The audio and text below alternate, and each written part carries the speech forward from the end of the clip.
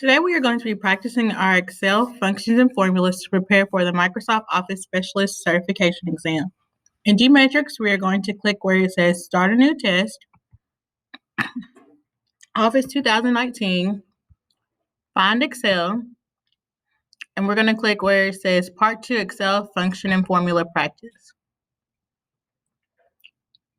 You may have to download your resources, give it a couple seconds to load. So whenever you start your practice, you can decide where you would like to dock your task. If you would like to change the location of where your taskbar is, you can click on this 3 lines, the first button here. You can choose whether you would like it on the top, bottom, left, etc. Some people may like to undock it, that way you can move it around freely. You can also change the size of your task as well.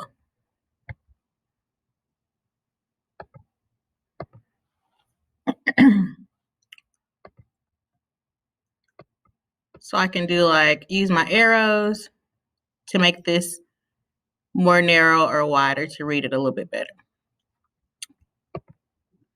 So our first task says, in the review worksheet, use a concatenate function to display the contents of cell B4 and A4 separated by a space in cell J4. So I'm going to find where cell J4 is.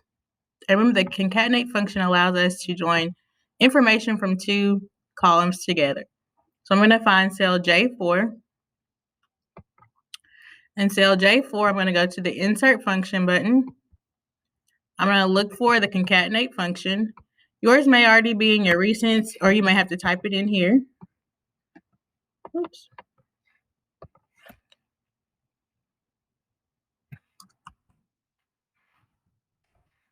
Click Go.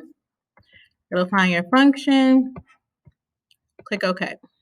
So for this function, it's telling us that we have to decide which text we want to join together. So for text 1, we want to be able to use the contents of cell B4. So I'm going to scroll over.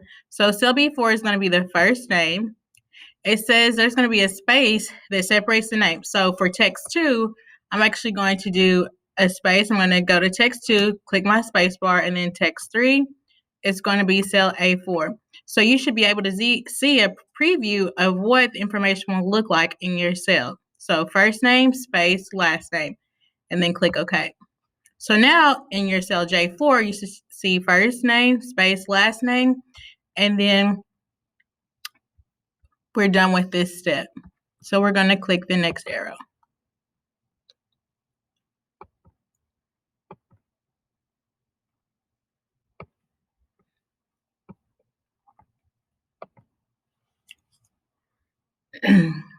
On the next step, the next task says, without using the average function, create a formula in cell H4 that gets the sum of the values in cell E4 through G4.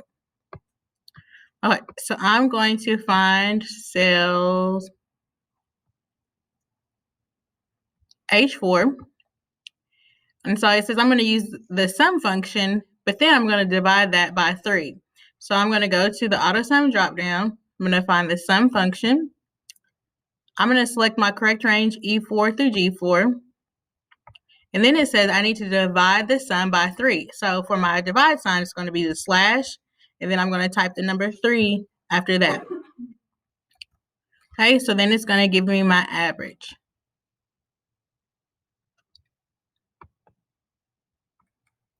Click next and then continue.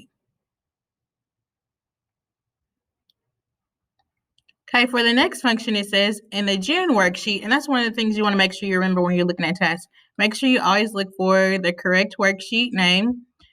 So I'm going to make sure I'm on the June worksheet. It says use the if formula or function to display a 1 if the values of the cell in D4 through D33 are greater than 2500 and 0 if it is less or equal to 2500.